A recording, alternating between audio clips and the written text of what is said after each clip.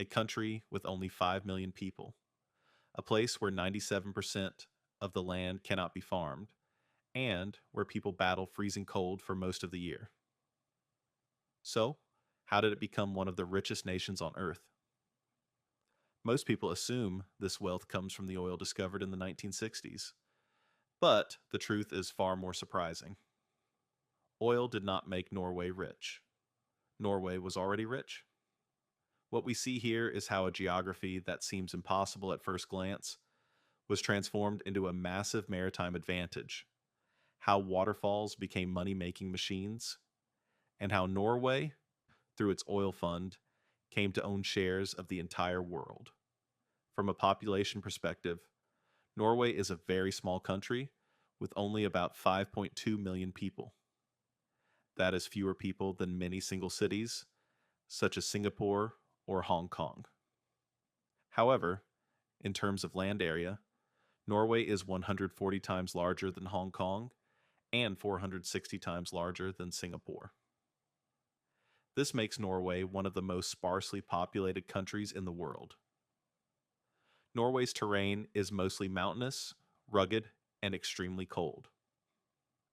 As a result, only about 2.2% of its land is suitable for agriculture. Most of this limited farmland is confined to small valleys between mountains. These natural limitations made it impossible to establish large, integrated, and efficient farms. Because of these disadvantages, Norway was long assumed to be a poor country throughout much of its history.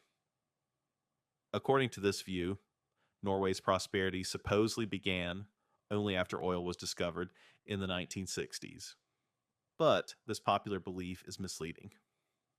One of the most important factors shaping a nation's economic destiny is how easy it is to travel and trade within its borders. Long before modern roads and tunnels, overland transportation in Norway was almost impossible. Traveling along the western coast was extremely difficult due to steep mountains and deep fjords.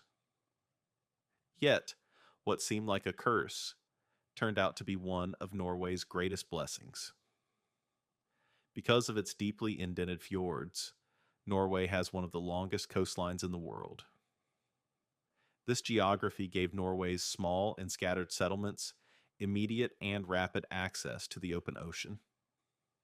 As a result, a strong maritime culture developed in Norway at a very early stage. Merchants could easily move goods inland and access one of Norway's greatest natural resources, vast forests and timber. Thanks to its fjords, Norway's timber industry became one of the oldest in Europe, as forests were easy to reach, and exports to global markets were far more efficient. By the 20th century, Norway already possessed the world's fourth largest merchant fleet.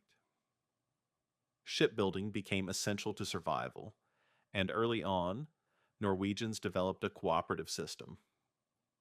Entire towns worked together to build ships, and ownership was divided equally among everyone involved.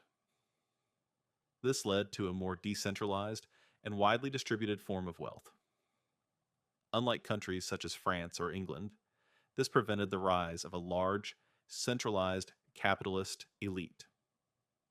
Norway's geography forced its people to trust one another and cooperate.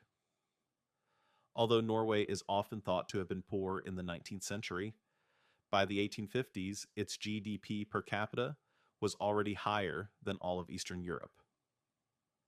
By the 1880s, it had surpassed nearly all of Southern Europe. And by 1938, decades before oil was ever discovered, Norway's GDP per capita exceeded that of Germany, France, and the United Kingdom. Some estimates even place it as the richest country in Europe at the time. One reason for Norway's rapid economic growth was the rise of modern turbines and hydroelectric dams. Norway is a country filled with waterfalls and rivers. These rivers contain enormous kinetic energy, which can be captured by turbines to generate electricity. As a result, Norway possesses one of the largest hydroelectric potentials in the world. Today, hydroelectric power supplies about 95% of Norway's electricity. This triggered Norway's first major economic boom and rapid industrialization. By 1920, Norway ranked first in the world in electricity production per capita. At first, foreign investors dominated the hydroelectric industry. However, Norway adopted a pragmatic, long term strategy to maintain national control over its resources. Foreign built power plants were granted operating licenses for 60 to 80 years, after which ownership would transfer to the state without compensation. This allowed investors enough time to profit, while guaranteeing long term public ownership. As a result, about 90% of Norway's hydroelectric power today is publicly owned. By the late 1950s, when offshore oil and gas exploration began, Norway was already wealthy, industrialized, democratic, and characterized by low corruption. In 1959, the discovery of the massive Groningen gas field sparked interest in the North Sea. Then, in 1969, the discovery of the Ekofisk field became a turning point for Norway. It was one of the largest offshore oil fields ever discovered at the time, and production began just 2 years later. Norway quickly applied lessons learned from hydroelectric development to oil and gas. The government established a state-owned company, Statoil, and required public ownership of at least 50% in every production project. This encouraged foreign investment and expertise while maintaining national control. Norway's long shipbuilding tradition also helped it rapidly develop offshore drilling capabilities. Today, about 70% of all oil and gas on Norway's continental shelf is produced by this system, and roughly 67% of the main operating company is owned by the government. Norway holds some of Europe's largest oil and gas reserves, and its proximity to the European Union provides a stable export market.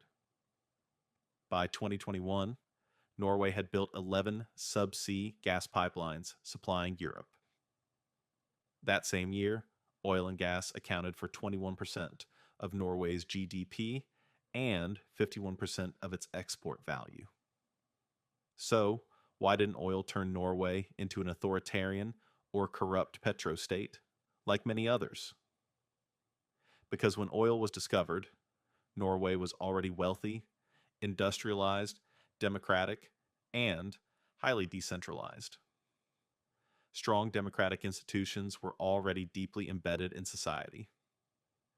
This stands in sharp contrast to countries such as Saudi Arabia, Iran, and Russia, where oil was discovered under absolute monarchies or authoritarian regimes. Norway was the only country to discover massive oil and gas wealth with a small population and long-standing democratic traditions. Still, high oil prices in the 1970s and 1980s led to economic overheating, and in 1986, Norway experienced its first oil-driven recession.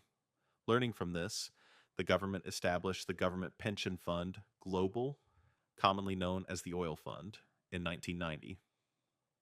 The fund was designed to invest surplus oil revenues and petroleum taxes on behalf of future generations.